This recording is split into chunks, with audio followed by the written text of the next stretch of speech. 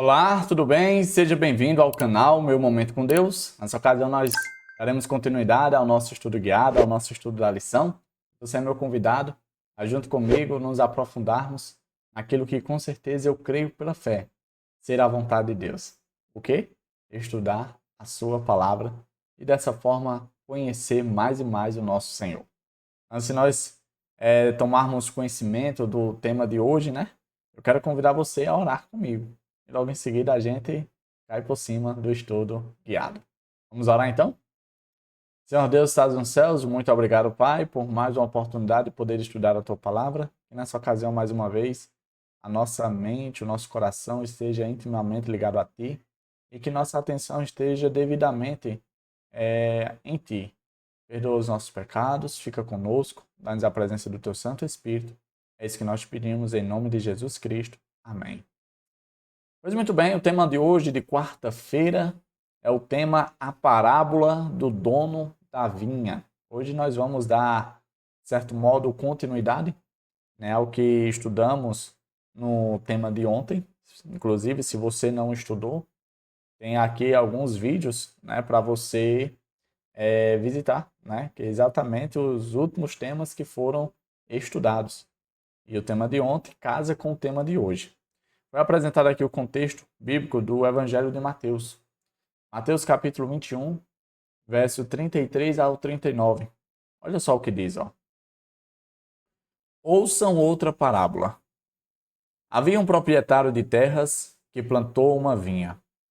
Colocou uma cerca ao redor dela, cavou um tanque para prensar as uvas e construiu uma torre. Depois arrendou a vinha a alguns lavradores e foi fazer uma viagem. Aproximando-se a época da colheita, enviou seus servos aos lavradores para receber os frutos que lhe pertenciam. Os lavradores agarraram os servos, a, a um espancaram, a outro mataram e apedrejaram o terceiro. Então enviou-lhes outros servos em maior número, e os lavradores os trataram da mesma forma. Por último, enviou-lhe seu filho, dizendo: Ah, meu filho respeitarão. Mas quando os lavradores viram o filho, disseram uns aos outros: Este é o herdeiro. Venham, vamos matá-lo e tomar sua herança. Assim, eles o agarraram, lançaram-no para fora da vinha e o mataram.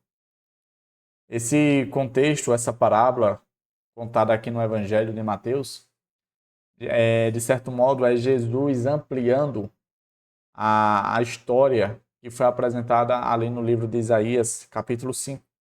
A história que a gente leu ontem, é de um agricultor, de o dono da vinha, né, que preparou tudo.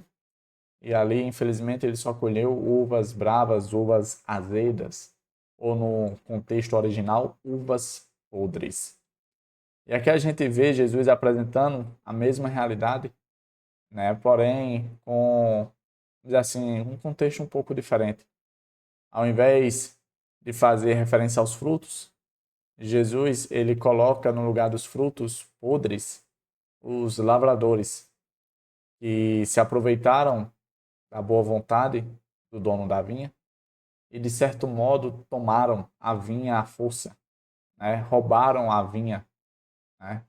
E ali toda vez que o dono da vinha enviava os seus mensageiros, né, os seus servos, que dentro do, vamos dizer assim, da simbologia da parábola, dentro do significado, esses servos, esses mensageiros, eram exatamente os profetas que Deus levantou durante todo o período da história para chamar a atenção do povo, para apresentar a palavra de Deus, para guiar o povo ao caminho correto.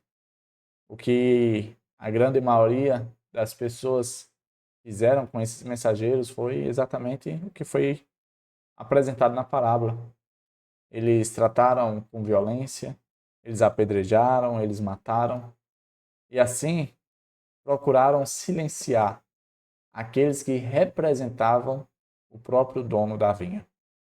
Veja que a história, a parábola fala que isso aconteceu por duas vezes, até que o dono da vinha tem a ideia de enviar o filho Afinal de contas, o filho é mais que um representante. É como se fosse a própria presença do pai. E aí, quando os lavradores ruins, né, viram aquela situação, eles dizem: opa, chegou a nossa vez, agora nós vamos fazer pior. Nós vamos matar ele e vamos tomar a sua herança, porque se ele morrer, o dono da vinha não tem mais a quem deixar a terra e a vinha, a propriedade. Então a gente vai usurpar, a gente vai tomar, a gente vai roubar.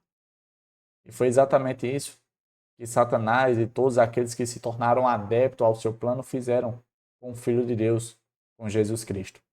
Mataram o Filho de Deus. E aqui a gente volta à pergunta apresentada lá no livro de Isaías, capítulo 5. O que mais eu poderia ter feito? Quando a gente olha para essa parábola, a gente percebe que o dono da vinha, representando Deus, ele fez tudo. Ele enviou mensageiros, que são os profetas, ele enviou o próprio filho. E mesmo assim, as uvas podres mataram o filho. Eu separei aqui alguns pontos para nós refletirmos e diz o seguinte: o conflito cósmico não poderia ter sido resolvido prematuramente pelo exercício do poder divino, mas exigiria primeiro uma demonstração pública do caráter de Deus. Nós já falamos aqui em nossos momentos de estudo que Satanás, ele colocou à prova o caráter de Deus, ele colocou em dúvida o caráter de Deus. Levantou ali ideias equivocadas com relação ao caráter de Deus. O Senhor, ele poderia, de maneira arbitrária, resolver tudo.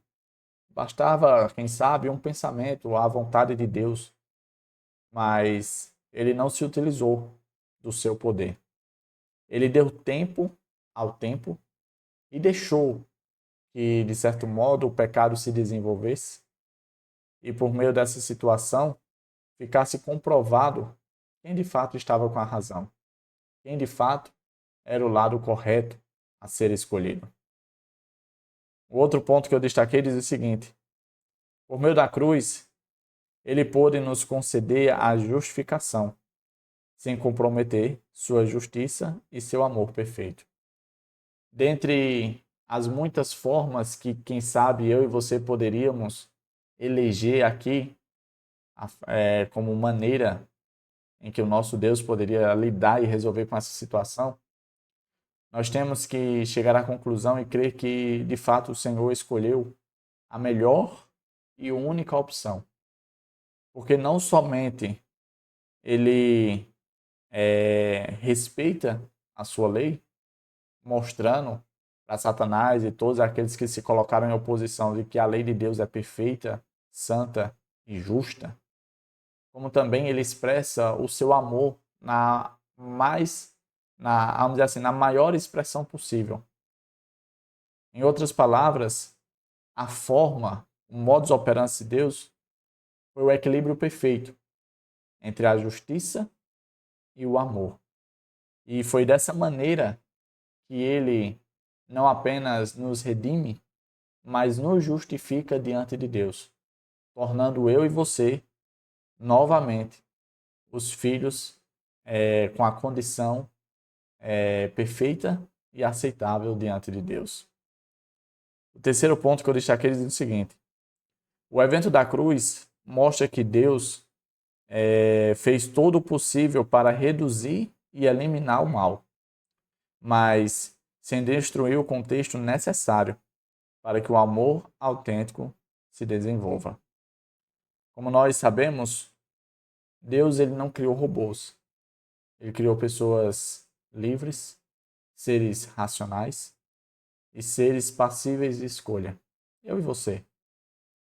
E quando ele se dispõe a morrer na cruz por mim e por você, ele nos dá a liberdade de aceitar ou de rejeitar o sacrifício dele por cada um de nós.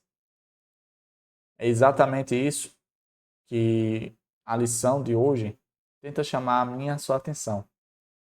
Se nós confirmarmos e confiar que o modo que Deus lidou com o pecado foi a melhor forma, independente da situação, independente do sofrimento que eu e você estejamos passando, nós vamos chegar à conclusão que tudo isso um dia não apenas será explicado, mas será compreendido, a ponto de nunca mais o pecado se levantar.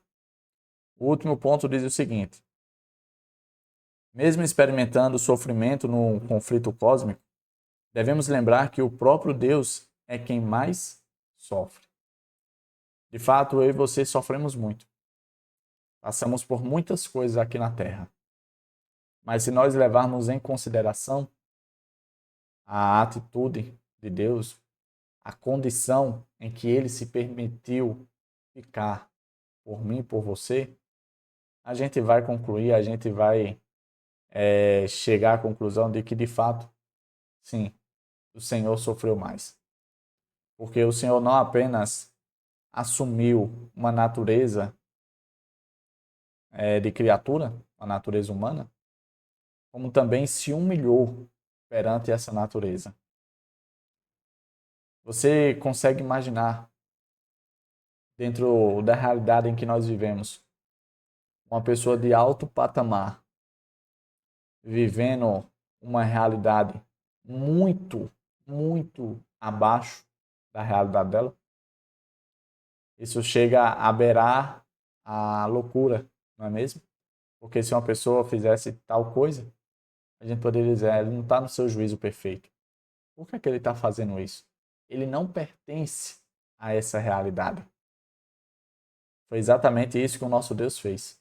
Ele se diminuiu, se diminuiu, se diminuiu, a ponto de alcançar a mim e a você. Essa foi a demonstração apresentada pela parábola do dono da vinha para mim e para você. Chegamos ao fim de mais um estudo guiado.